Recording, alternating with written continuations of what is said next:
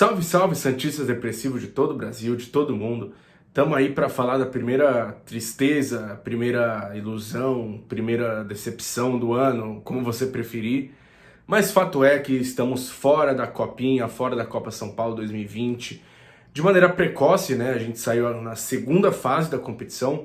Então se a gente passasse, teria a terceira fase, e aí então as oitavas, aí a caminhada clássica até a final, oitavas, quartas, semifinal.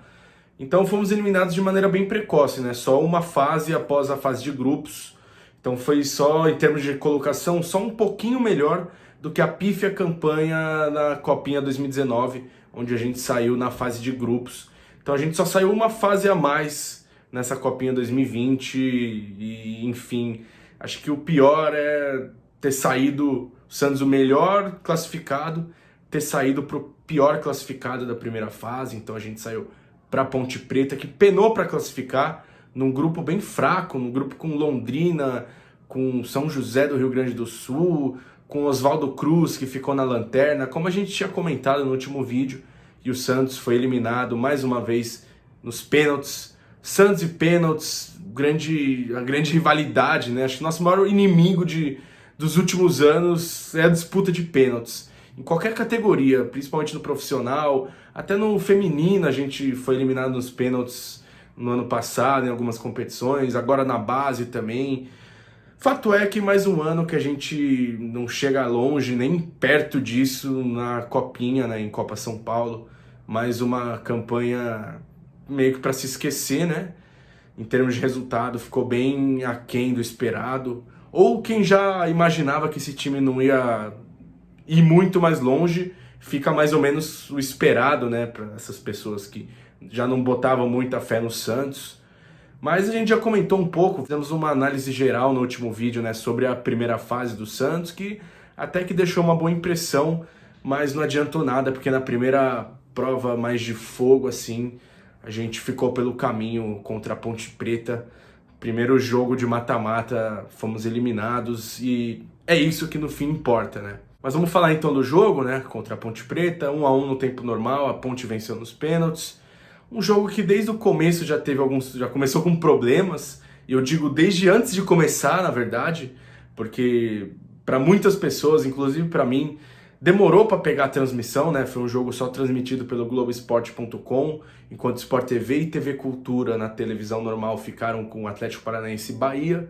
A gente aí se ferrou, sofrendo para pegar link. Algumas pessoas desistiram até de assistir o jogo porque não estava pegando nos primeiros 5 minutos de jogo a transmissão do Globo Esporte, que era a transmissão exclusiva. Então mais um descaso aí com o torcedor santista. Nada que a gente já não esteja acostumado, né? Mas enfim, e um jogo que campo molhado, pesado, muita chuva em Oswaldo Cruz, na cidade de Oswaldo Cruz. A gente já viu que ia ser um jogo meio truncadão antes de começar e já ver como estava o estado do gramado. Então, um gramado molhado que dificultava as principais ações do Santos, que é um time mais veloz, de mais toque de bola. Era o mesmo gramado, claro, prejudicava as duas equipes, mas pela proposta de jogo do Santos, de rapidez, de transições rápidas, de toque de bola, prejudicou mais do que prejudicou a Ponte. O primeiro tempo foi aquilo mesmo, gramado encharcado, jogo muito parado, truncadão, e que como o Santos por essas questões estava sendo bem prejudicado, seria bem prejudicado, a gente já sabia antes de começar o jogo e nos primeiros minutos também, eu já logo lembrei, né, eu falei no último vídeo que o Santos faz muito gol de fora da área nessa Copinha, então o esquema era esse, era arriscar chute de fora para o goleiro dar um rebote, ou para o goleiro com a bola molhada, de repente tomar um frango, enfim, de alguma forma fazer um gol arriscando bem de fora da área. Só que aí logo no começo do jogo o Santos tomou um gol de desatenção também.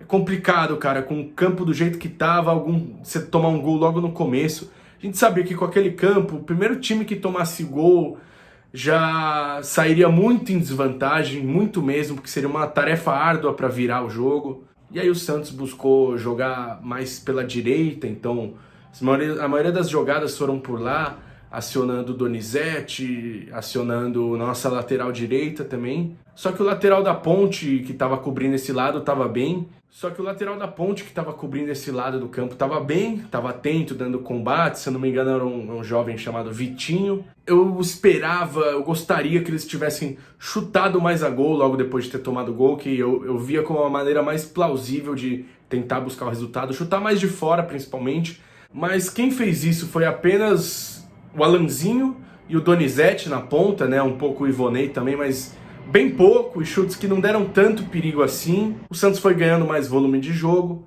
o Santos foi conseguindo controlar um pouco melhor a partida, mas no primeiro tempo foi algo assim bem mais truncadão, mais feio assim, mais difícil de assistir.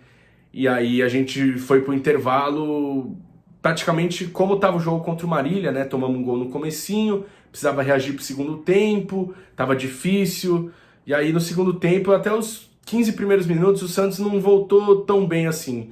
Voltou meio apáticozão também, desligado. O gramado estava começando a ficar um pouquinho melhor, só que o Santos, enfim, estava meio devagar ainda.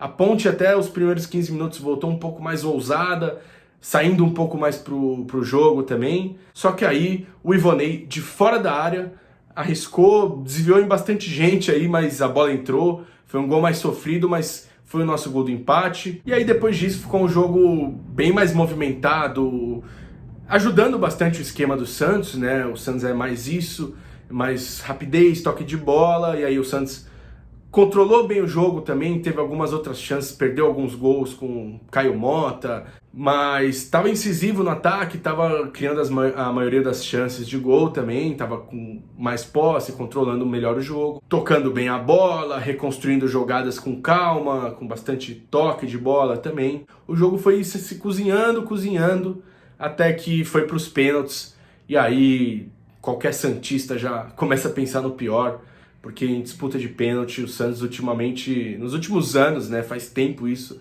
já não, na maioria das vezes não vem levando sorte. E foi o que aconteceu, né? Primeiro pênalti a gente já perdeu. Eu achei que foi uma boa defesa do goleiro da Ponte. Foi um pênalti que não entrou, mas eu acho que o goleiro da Ponte teve bastante mérito. Ele pegou bem a bola, o Caio, o goleiro da Ponte. E aí a Ponte converteu o pênalti dela também. E aí acho que, se eu não me engano, o Santos fez o gol e depois o nosso goleiro defendeu o pênalti. E aí o Santos passou adiante, depois converteu o pênalti. E aí depois o Santos perdeu 2 pênaltis. Aí eu quero chamar a atenção para a displicência do Lucas Henrique.